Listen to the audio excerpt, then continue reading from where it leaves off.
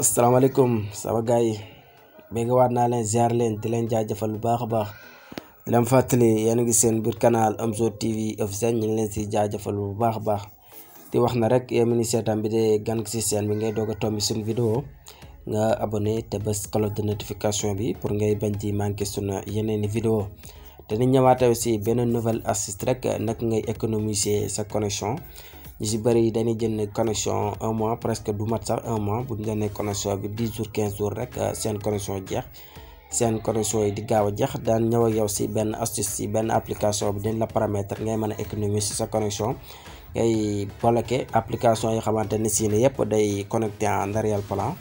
même boo si duggal tamit day connecté en arrière-plan yenn application yi xamante ne si ne dañ ko liggéey waale ñuy mise à jour seen bopp automatiquement ñoom day mise à jour seen bopp te lu si ëpp dañuy jëlaale connexion yi si yenn application bi lu si mel ni ay YouTube ak yooyu boo doon connecté YouTube wala dara yëpp day jël connexion te mën nay connecté en arrière-plan même boo si duggul sax mi ngi connecté wu di mise à jour seen notification yi di wàcc te loolu yëpp day jël connexion loolu nag boo ko bañee mu dal la day ñëw sa yow si benn astuce si benn application boo xamante ne si ne heure boo ko téléchargé nga activé ko heure boo koy connecté nga activé ko application boo xamante ne si ne duggoo si connecté wu rek même du jël connexion du connecté en arrière-plan pour loolu nag da lay ñaan nga seetaan vidéo bi ba mu jeex début à la fin ndax nga mën a comprendre naka nga koy defee ba yenn application yi xamante ne si ne day jël connexion en arrière-plan nga mën leen di bloquer quoi. pour loolu nga mën ko am nag dañuy ñëw dem Play Store ñu wan la application bi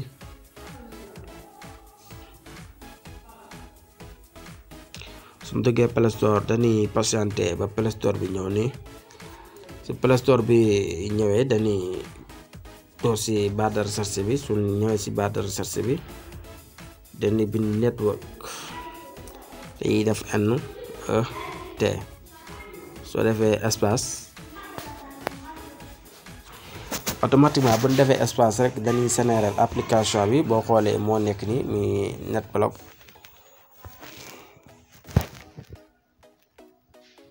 ñu cliquer si bàyyi application bi noonu ñu ñëw NetBlocker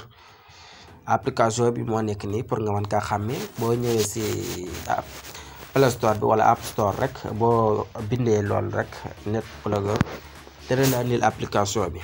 wala application timit daan ka collé suñ description vidéo bi YouTube bi boo koy seetaan boo cliquer am na benn flèche bu lay génnal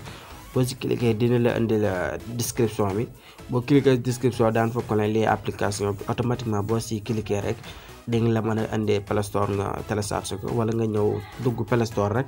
nga bind comme li ñu bind rek boo ko bind automatiquement dina la générer application bi moo nekk NetBlocker application boo xoolee moo nekk nii la bindoo boo ko télécharge automatiquement yaa ngi gis nga application yoo xamante ne si day connecté en arrière-plan di jël ay connexion yooyu automatiquement buñ si duggee daan la wax nag nga koy bloqué nii si application yi yëpp waaye yaa ngi gis application yi moo nekk nii lii lépp si application bi moo lay mën a may nga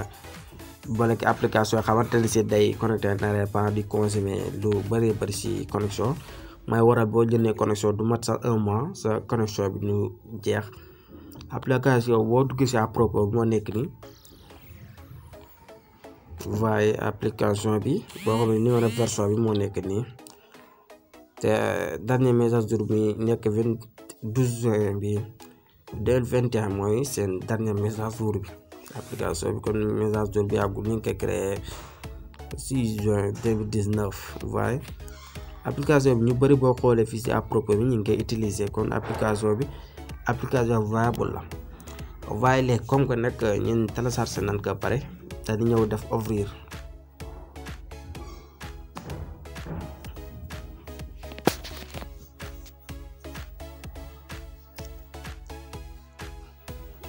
dañuy def ouvrir ñu patienté bàyyi application bi def chargement ñëw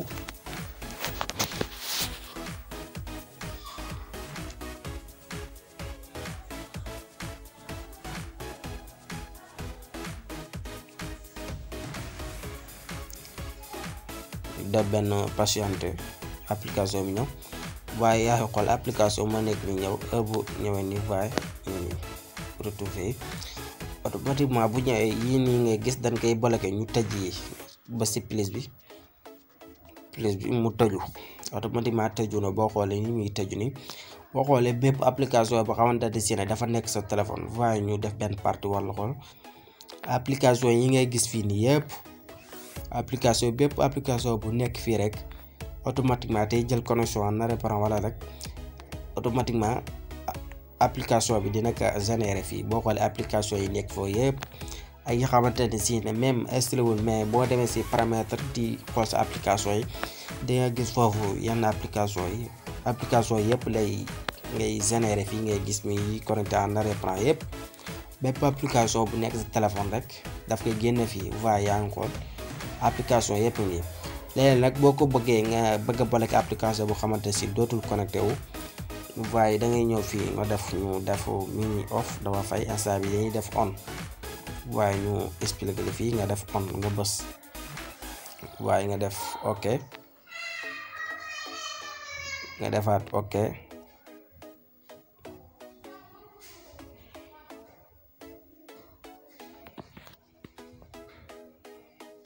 def trans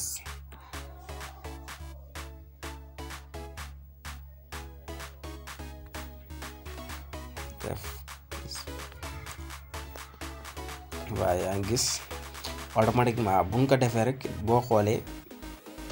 si yettu fii nii bi dee yow connexion ngay connecté sa données mobile boo ko taalee automatiquement di nga gis benn caabi fii si kaw.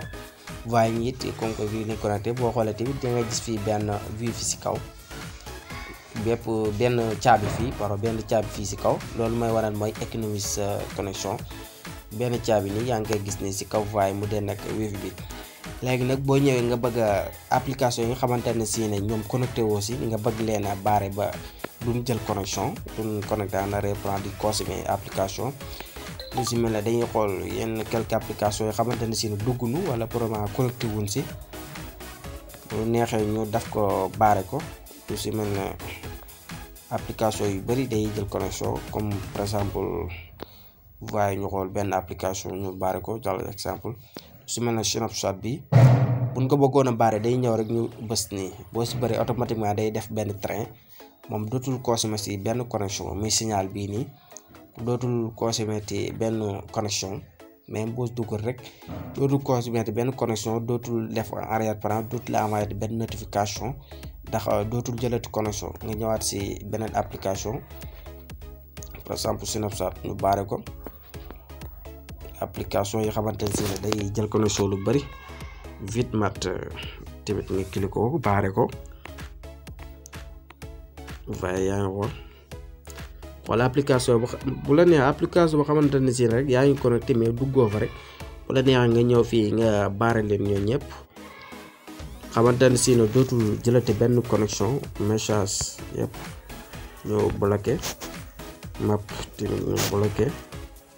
Facebook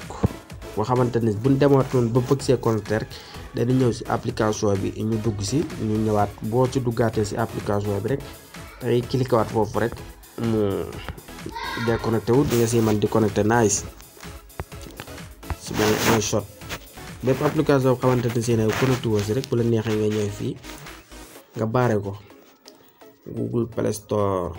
bu la neexee te ñu bàyyi ko noonu application xam ne connecté woo si rek fii ñu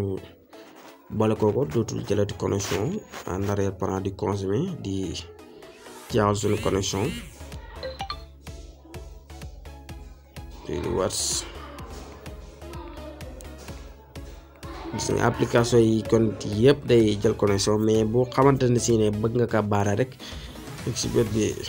waaye ñu boole ko waaye bépp application boo xamante ne si daal connecté woo si rek bu la neexee mën nga ka baare dootul mën a jëlati benn connexion su mën a connecté neexee WhatsApp bi sax nga baare ko heure boo demee bu xamante ni si leer bëgg nga see connecté waat nga ñëw dugg si nga def nii bépp application xam bëgg nga see connecté waat rek bu la neexee nga ñëw si application bi nga dindi ko da nga si mën a connecté waat c'est facile application yëpp la lay générer fii voilà j'espère que ne sama gars yi astuce bi leer na di loolu la lay andiloon seen biir canal Omzo TV officiel di wax na rek bi da yow mi ni seetaan gan nga si sandi nga abonné